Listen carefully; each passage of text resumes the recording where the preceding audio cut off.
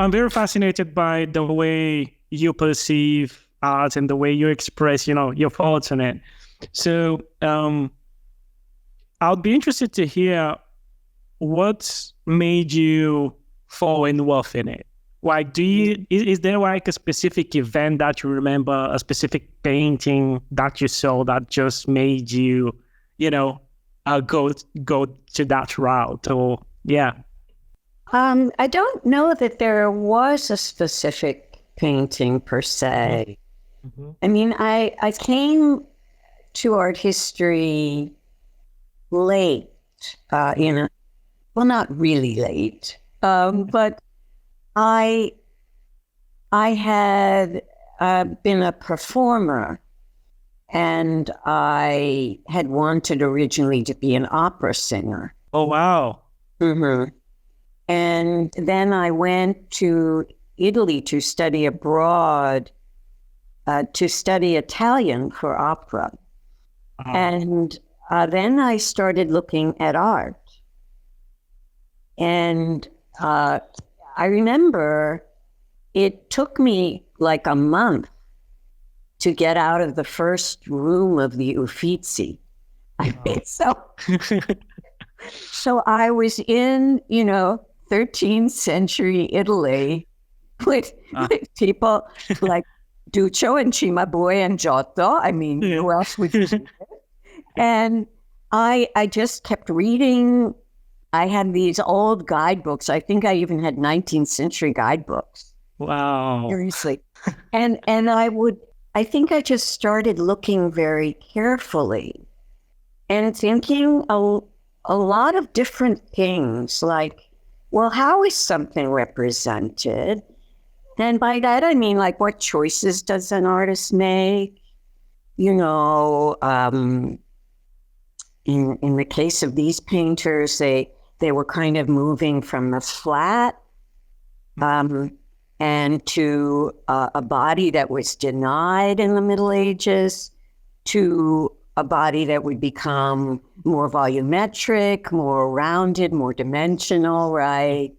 And I was thinking, like, oh, what medium are they using? Like, oh, this is tempera, so, like, just thinking about the technique of tempera, like mixing egg yolks and the quick frying and all of this kind of thing, and then adding gold leaf, and then, sort of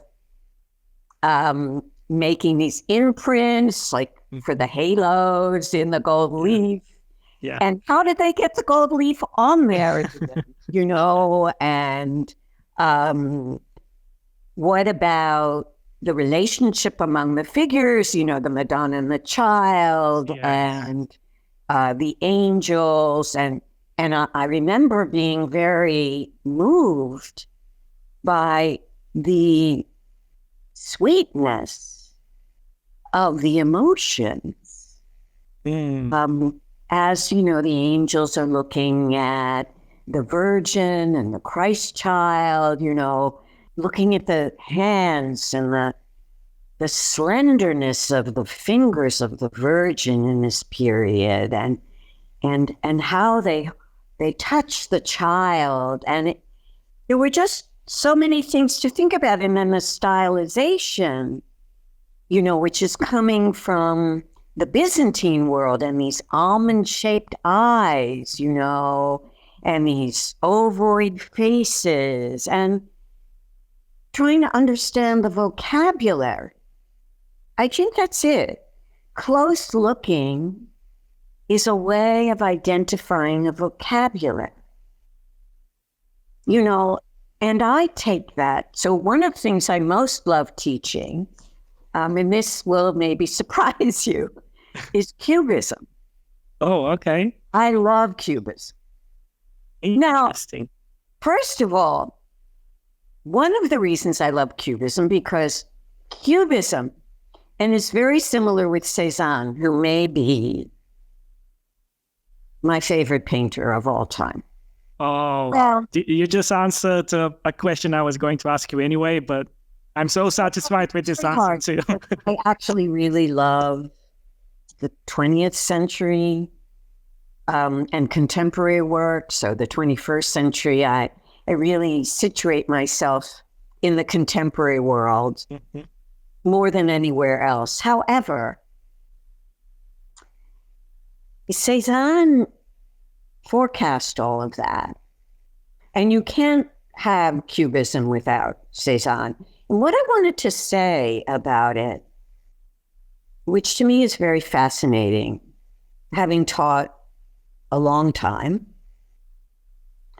I realized that Cubism and Cézanne, I mean, until we got really good technology, they didn't look good on the screen.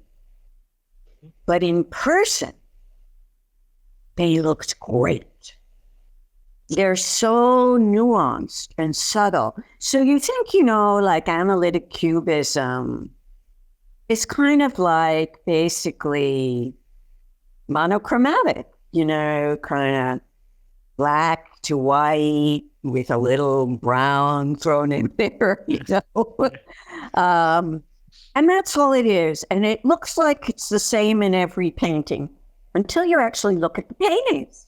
And you see it's not the same at all. And most people can't read a Cubist painting. And that's because they haven't learned the vocabulary. They haven't learned how to identify the stem of a pipe, or the bowl of a pipe, or a rolled up newspaper, or the top of a glass looked at from above. So it just looks like a circle, like, it's here in the face. But once you begin to see these things, it becomes endlessly fascinating how to look. And so the Cubists never wanted to be illegible. When they got too far towards abstraction, they pulled back and they changed their strategy. And they started to paint like faux wood graining and wallpaper. And so you could say, I'm looking at a table and, there's a piece of newspaper on it. So you would always be in the external world. That's where they kind of they were not abstract artists, and even the question, is there such a thing as an abstract artist? Ooh. Big question. Yes. Yeah. Wow, that's amazing. And the reason Cézanne is so great is he, more than anyone before him, except maybe artists who deny Western systems of perspective, so pre-medieval work or Indian or certain kinds of Asian work, or there are all sorts of different ways of looking. My training is in Western art principally, and so I'm very interested in this moment where people disrupt these systems of looking that were established in the Renaissance, right? And so when Cézanne starts to change his point of view from one second to the next and show you an object seen head on, and show you an object seen from the side, and show you an object seen from above. And then he starts to also blend the foreground, the middle ground, and the background. So you don't know So he flattens out the painting, and your gaze is constantly shifting. And that's already Cubism. You know, it isn't Cubism, but he gave them the fundamentals. And so, again, I find myself coming back to this is endlessly fascinating to look at, right? Because you're looking at a still life, and all of a sudden you're thinking, well, it's on the table. Is it? Is it on a table or is it on a couch?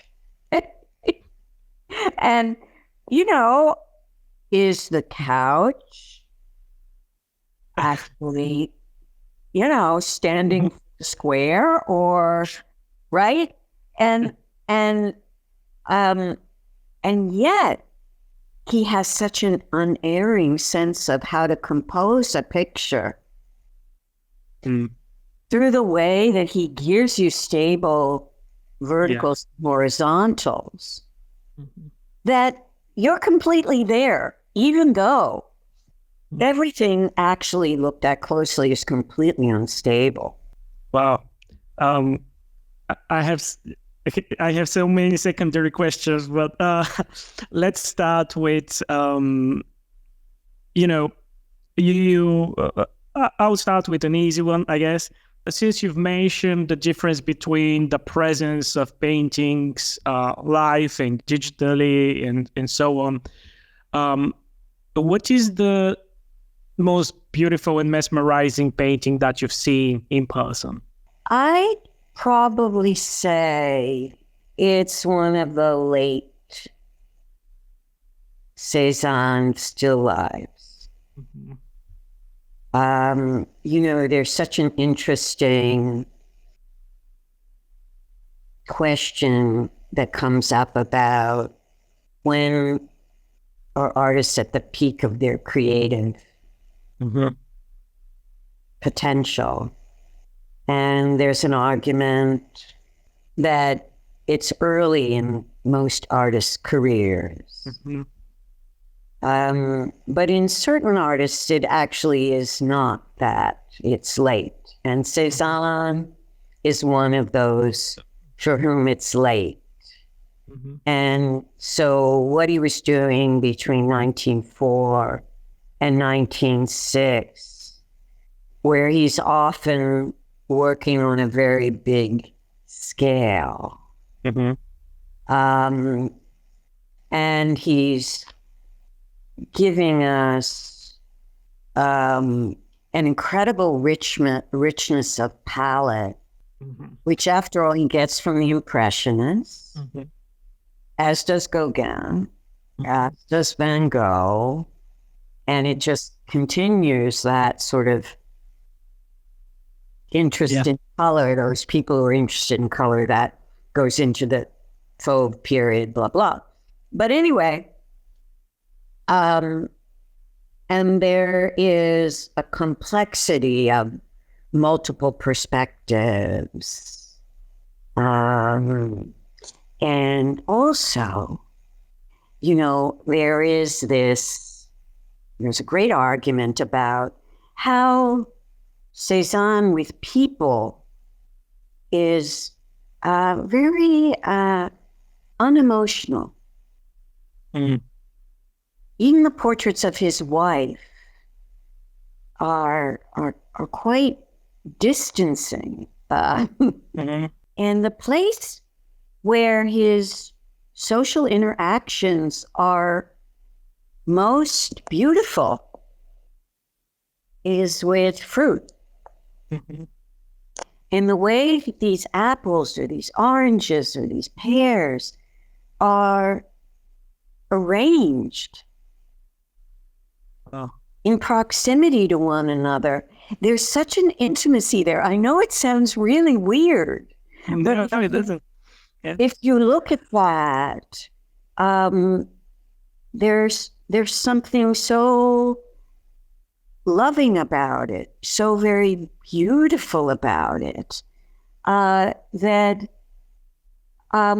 for me, it kind of coexists with all the distortion from changing viewpoints so frequently, and even microscopically changing your viewing position in space.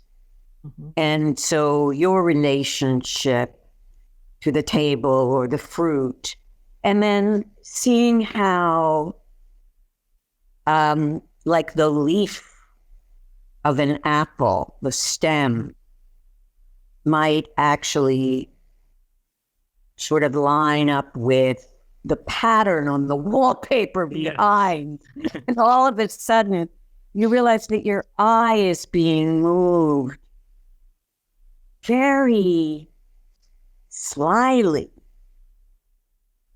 around the canvas, that he's set up the way you enter the canvas and the way you explore it. And I just find that so fascinating, that you're, on the one hand, trying to make sense of how things are actually placed. Because sometimes there really is no firm support for any of these. Yeah. But when you look at that fruit bowl, it's like, oh, yes. Yeah. So I find somehow the combination of the analytical, the sensual, and the emotional in Cezanne to be, I don't know, kind of the perfect storm for me. Oh. And I can find, much beauty in many kinds of paintings. The physicality of paint, which is, I think, why so many people like impressionism and like Van Gogh, because it's that tactility, right? Yes. But there are lots of ways of creating tactility, like the ancient Greeks, Zeuxis, you thought they were real grapes. They were so convincing that you wanted to grab them, right? So that is a very different thing. Doesn't have the dimensionality of paint.